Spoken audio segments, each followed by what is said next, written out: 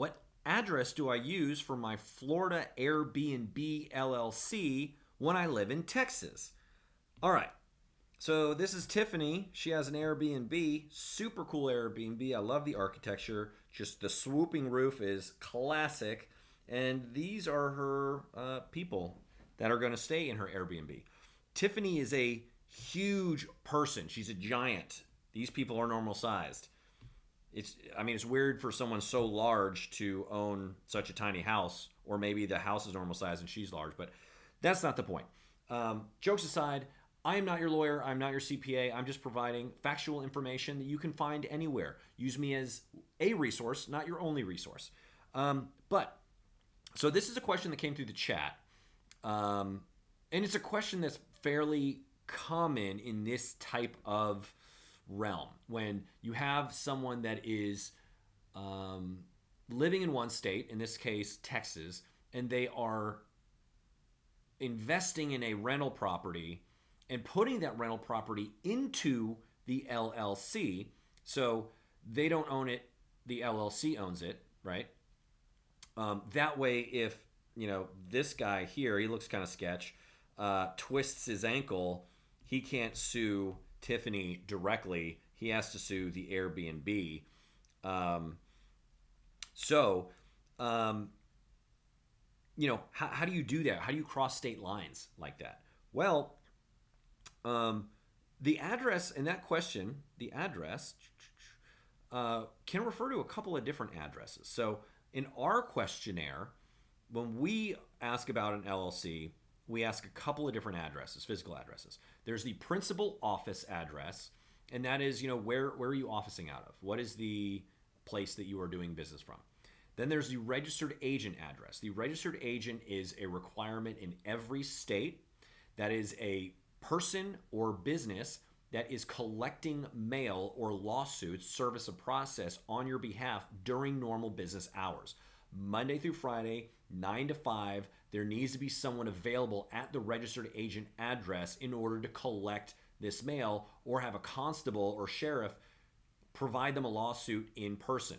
That, if you're using a third-party registered agent like us,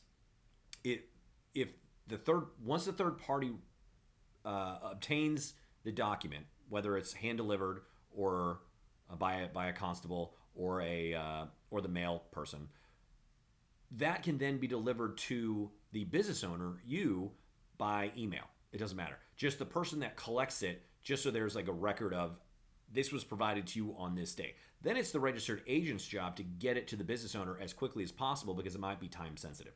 Could be state compliance notifications, could be any kind of stuff. But it's a place to get physical mail delivered in person.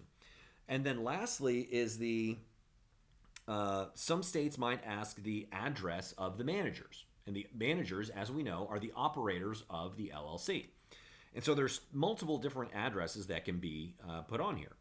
If you're using a third-party registered agent like us, you can just put the registered agent address for all of them. So your principal office address, your registered agent, and your manager address can all be that registered agent address. Why is that a good idea? Well, let's say these tenants realize that this Airbnb is in an LLC in the state of Florida, and they look it up. What a lot of people do is name their entities based on the address. So this might be 1-800 Main Street LLC.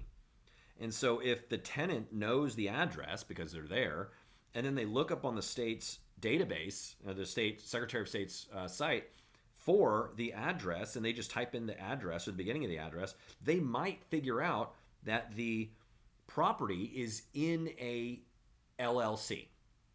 And if the property's in an LLC, then they can look at what addresses the state publicly shows.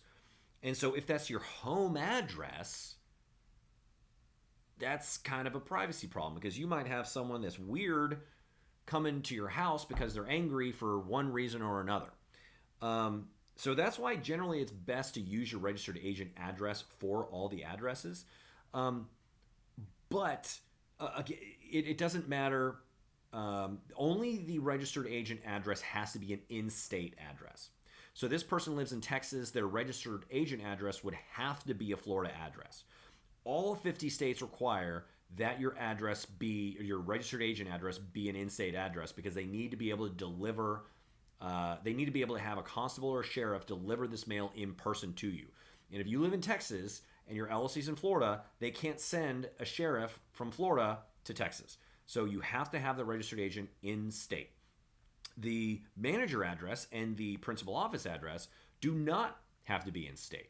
So this person, if it's the principal office address that they're referring to in this case, then they can use their home Texas address. Or if they have like an office space, they can use that address. So it doesn't really matter which address is used for the principal office address or the manager address.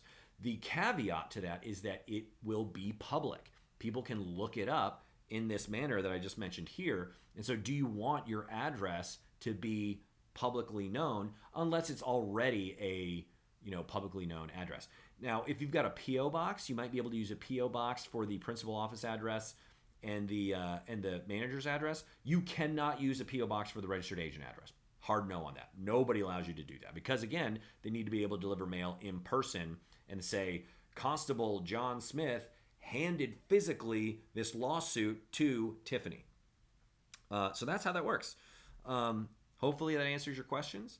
If you have follow-up questions, you can ask below. If you got value out of this video, please like, subscribe, share with a friend, or just kind of promote Better Legal and just have your friends come in, use Better Legal to get their LLC. I greatly appreciate it because I enjoy making these videos for free for you. And the way that I get to finance this is through people filing their LLCs with us. So again, have a great day and I'll see you on the next video.